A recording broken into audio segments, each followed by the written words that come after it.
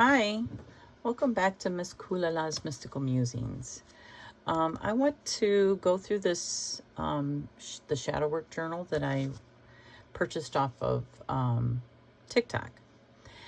This is actually what I used for my group chat. It wasn't anything like nothing that was on Facebook. It was more of just like a messenger chat group. And anyone could be added to it, where I shared stuff from here, and then we did the exercises and just talked about it.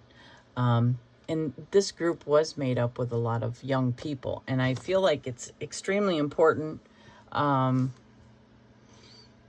explain what shadow work truly is. And this is good. This book is good, don't get me wrong.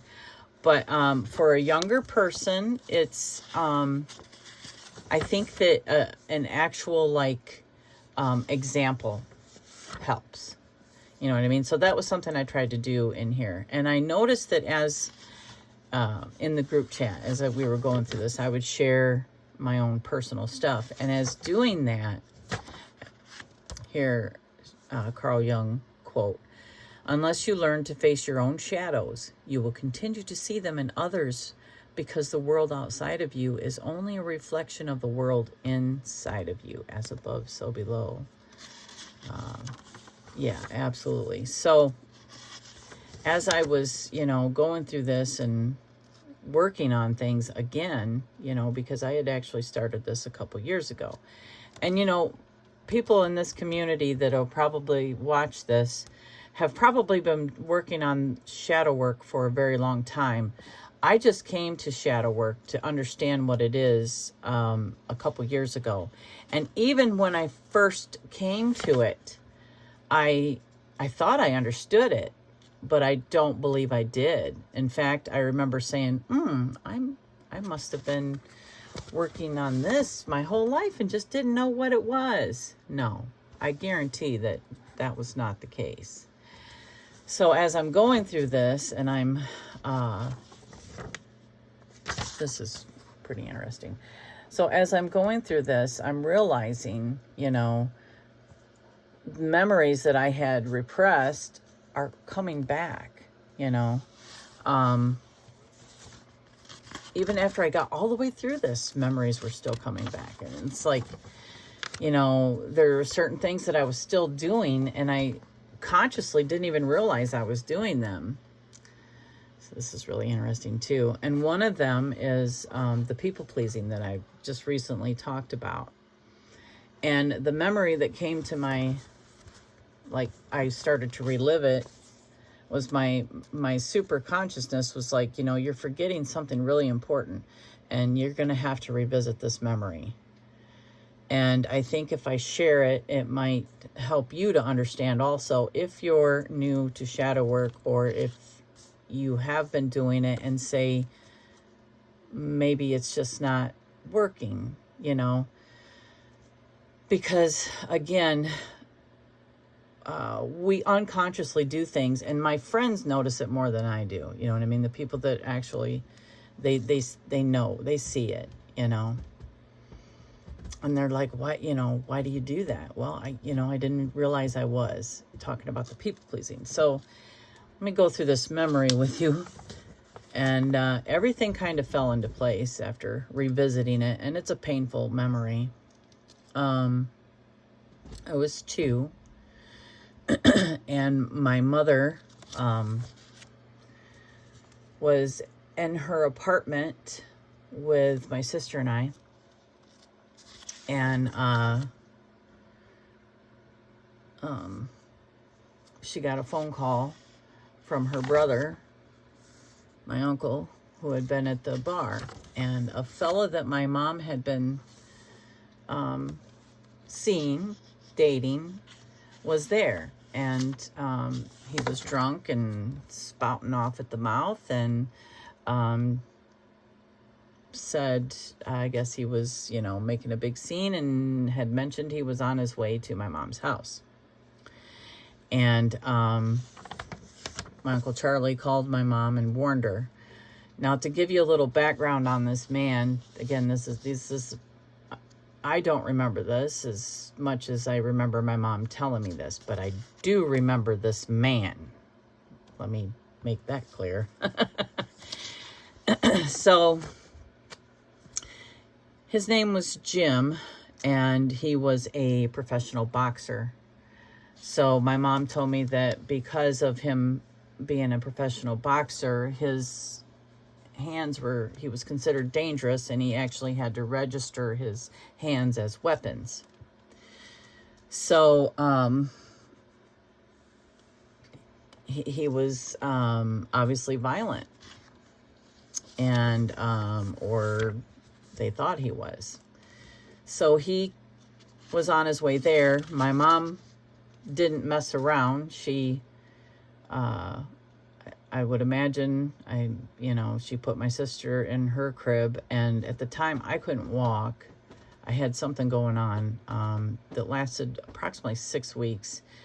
I couldn't even tell you what it was, but the doctors were, she was taking me to see what it was. Anyway, I couldn't walk. So she picked me up, and this is where my memory kicks in. I remember her pushing me underneath the bed and shushing me, telling me to be very quiet no matter what I saw or heard. And so I was already afraid. And so see, it has exercises. They're actually really, really good exercises. If you want to pause it, and just as an example, I won't stay on every single one, but so back to the story. I saw feet and loud noises. My mother and Jim's yelling at each other, more him yelling. More my mom, I think, trying to calm him down. I saw their feet because I was hiding underneath the bed, scared, shaking, and afraid to breathe. I saw one set of feet, and heard a loud crash,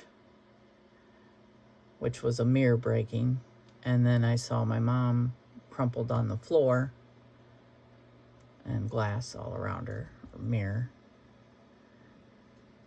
And I remember crying and trying not to breathe and trying not to make a sound. I was heartbroken and mortified. I don't remember anything after that. But that's when I first lost my voice. And that's where the people pleasing came in. That was just one incident. I can think back, because these exercises are great to help you remember.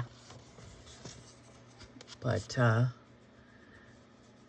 when you're truly digging into memories like that, and you're truly digging into the unconscious, because the conscious is telling you you need to.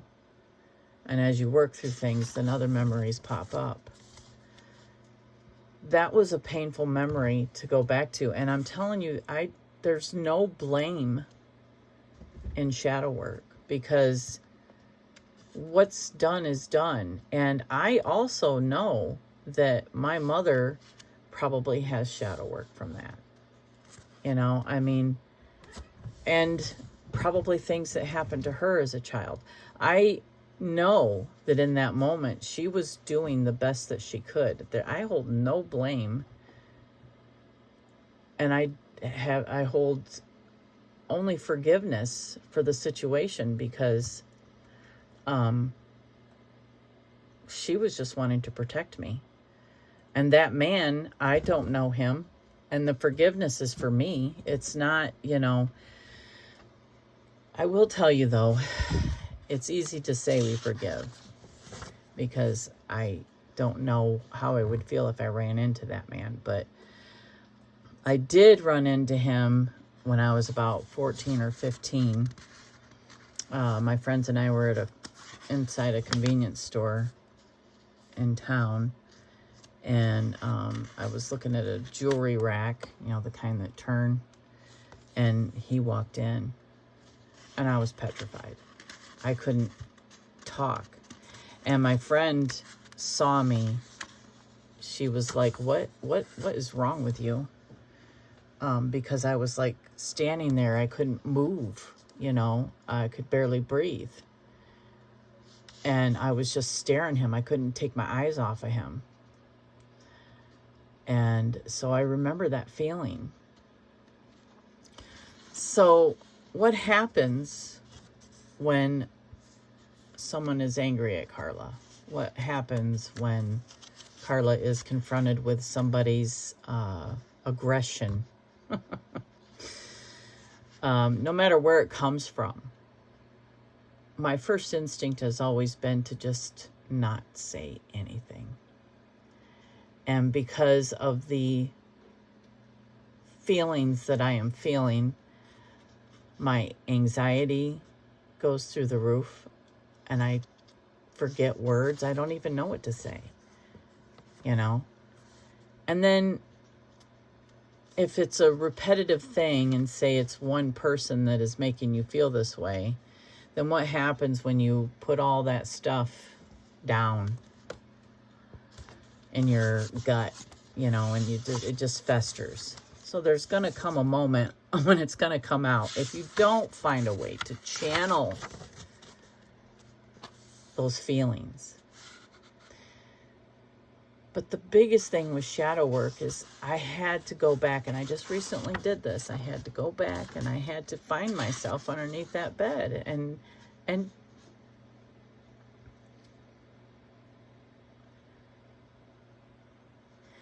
tell myself that it's okay, that I can talk now. The danger's over. And I don't have to feel that way again, that my voice is important.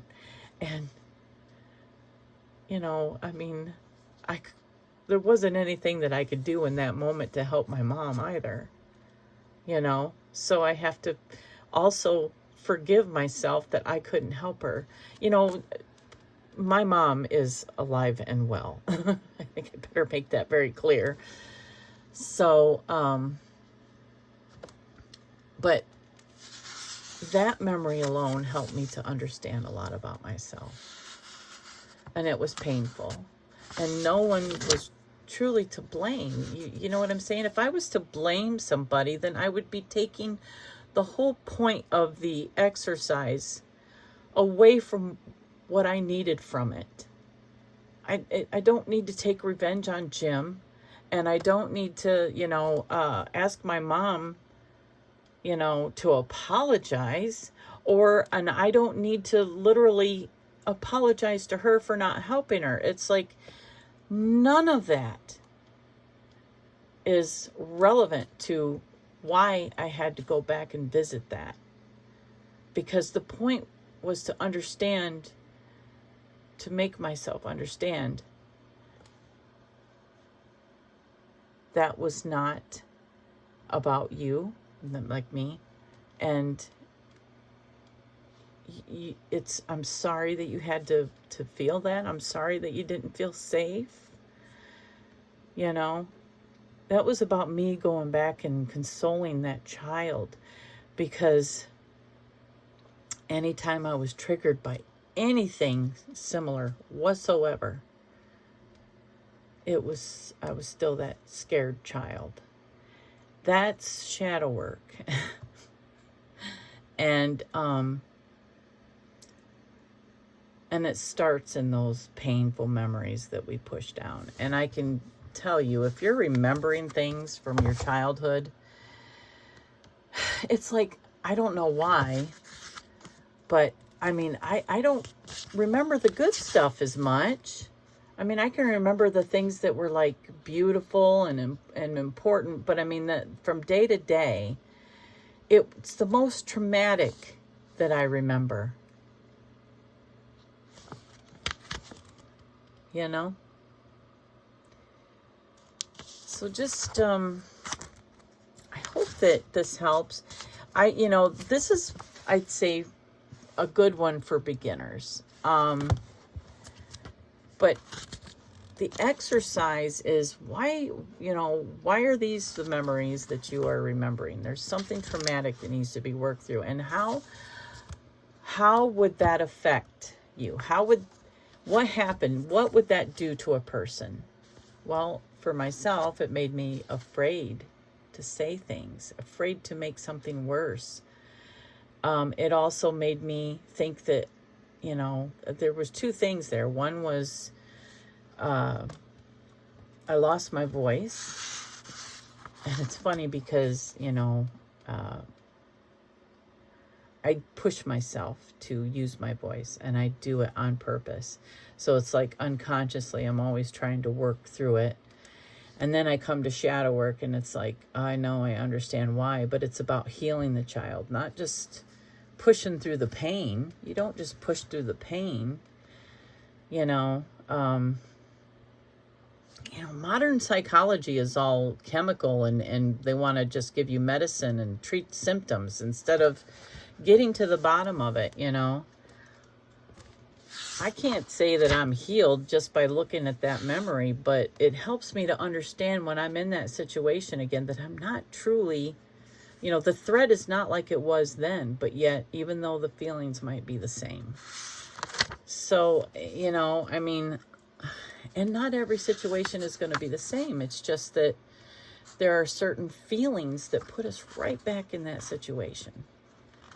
There's a good one, isn't it? Yeah. Do you judge yourself for the same things you judge other people for? Because if you did, maybe you wouldn't be judging. But that's part of shadow. That's shadow work. It's understanding all of these things. What are you holding on to that still hurts you so deeply? What is it that's hurting you? And, why are you holding on to it? And then go back and ask yourself, were the people involved, does it help to blame them? Or does it help to have compassion and understanding for their part, the part that they played in it,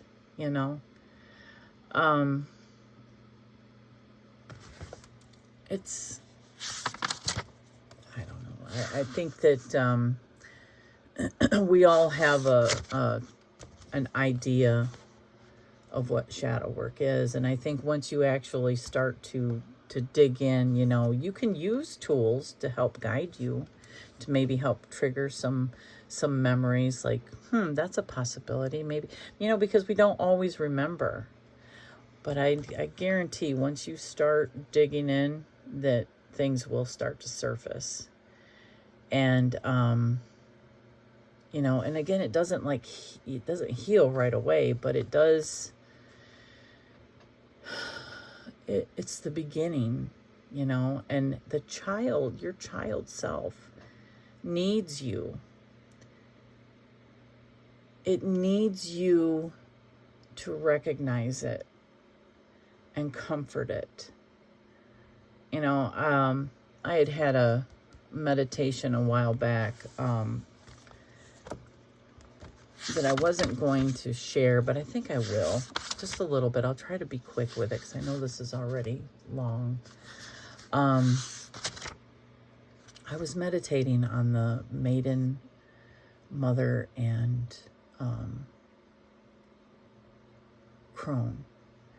And I was thinking that, the maiden,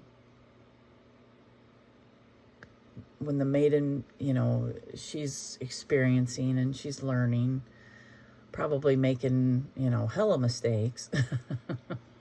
My maiden did.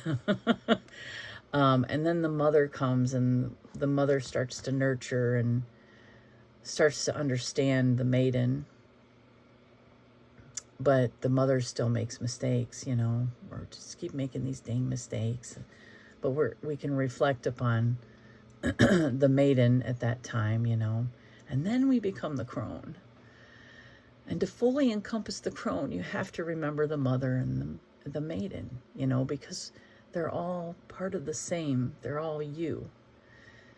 And, you know, you can't turn your back on them, or where's the wisdom? You know, you have to visit there.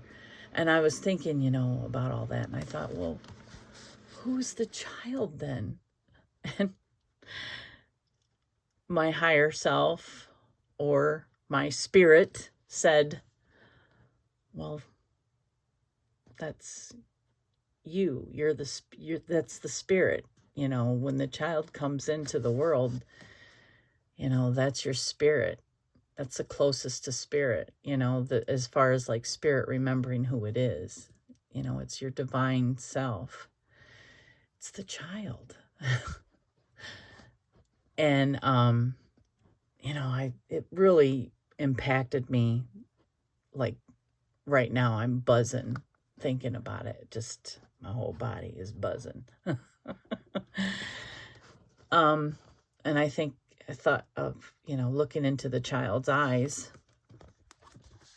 an infant's eyes, and you can see the spirit, you know, the spirit knows who it is still at that point. And then the older we get, you know, as we, you know, start to experience, then we start developing an identity, and our identity forgets who we are outside of ourself. So, you know, understanding our individual self is so important, you know, because it helps us to understand what the spirit wants us to experience. But it's all because of the spirit. And the spirit loves us so much that it's willing to, you know, dwell in your flesh body and forget everything to experience, to learn, you know.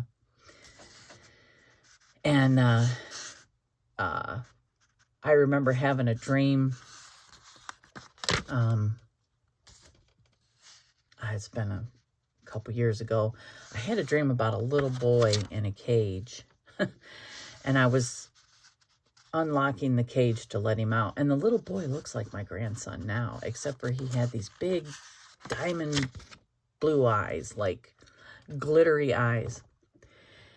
And my grandson is 5 now. And I'm telling you, it wasn't him. But when I first, you know, had the dream, I thought maybe that's what my consciousness was alluding to.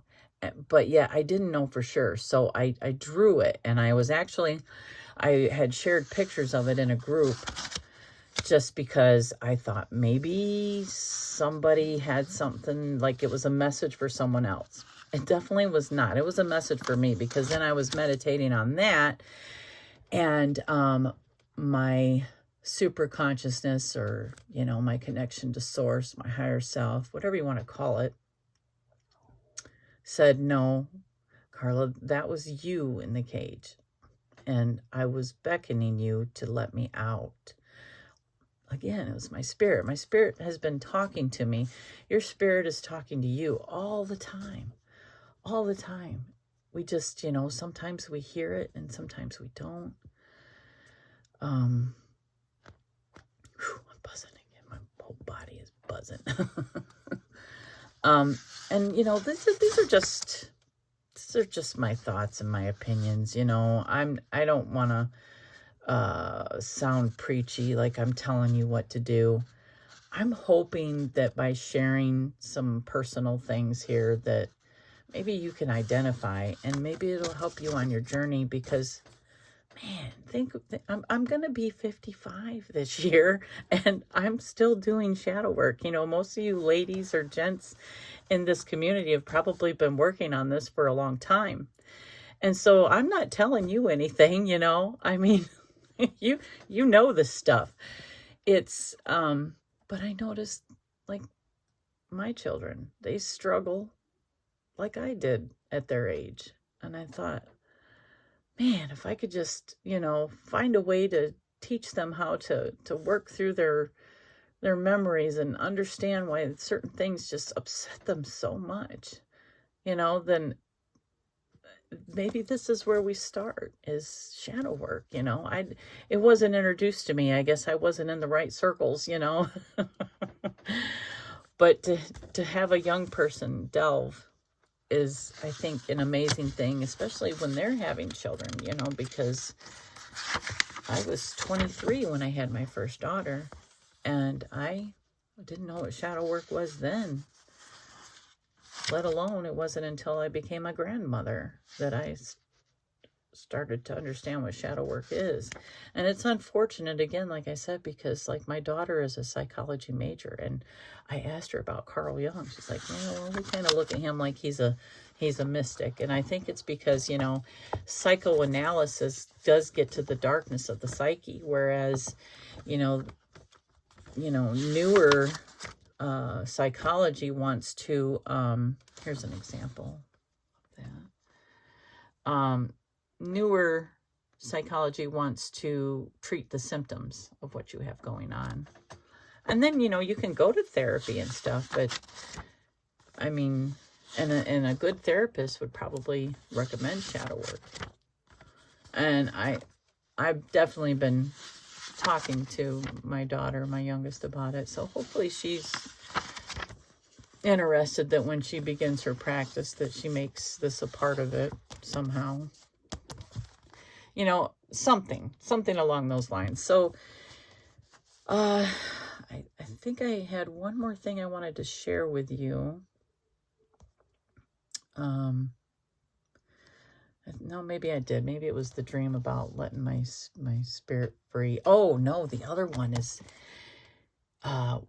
when my ex-husband was on his deathbed, I saw something very magical. And I think it was also a message to not just myself and the girls, but kind of like a beautiful validation that death is not the end. He had 3 fingerprints appear on his shoulder, and it was about 30 minutes before he passed. And I looked at my girls. I said, do you see that? And they, all 3 of them reacted differently, but they all saw it. I think one truly believed what she was seeing, my middle daughter, Faith, and the other 2 just couldn't explain it. So it's out of sight, out of mind. You know what I mean? But Faith and I saw it, and that is just, it was a beautiful, like, spirit, everything comes back to the spirit. It's like, that's unconditional love. Shadow work, it's like everything is connected, to how we get to this place of unconditional love. And I don't even know if I'll experience true unconditional love in my lifetime unless I become connected to my spirit at all times, because I believe that's where the unconditional love lies. It's like, if we become our individual self, and then our individual self judges other people's individual self. So we can love it, but the part of us that's unconditional, that has no identity, is the spirit. And so I think that in order to recognize the spirit and remember who we are before we started being shaped by, people and events and all that, is where the unconditional love is. And when you think about that, again, going back and looking into a child's eyes, look at how much they just love and trust you. That's the spirit. That's unconditional love. I see it in pets, and we have that potential, But we have to be connected to the spirit. And I think that this is where that starts. You know, for me, you know. Anyway, I hope that it helps anyone that might be struggling with something, your triggers or whatever. And this book taught me too that, you know, I mean, we can get upset about things. We can get angry. We can be hurt. We can be mad. But a trigger is something that is specific to us. Like other people won't truly be affected by it. You know, that's how you recognize why are you, you know. It doesn't mean that there are things that are innately wrong in the world and that as a collective we can look at it together and go, oh, that's wrong. You know what I'm saying? So, you know, I don't want to take away from that because, you know, I think we all feel there are certain things that are just flat out wrong. But a trigger is something that, you know, it's personal because it's putting you right back in a situation where you first remembered it. You know, where you first remembered feeling that way. So that's all. I rambled enough. I hope that you all have a wonderful day. And I will look for the link if you're interested and share it in the description. And I truly love you all. And I hope you have a wonderful day.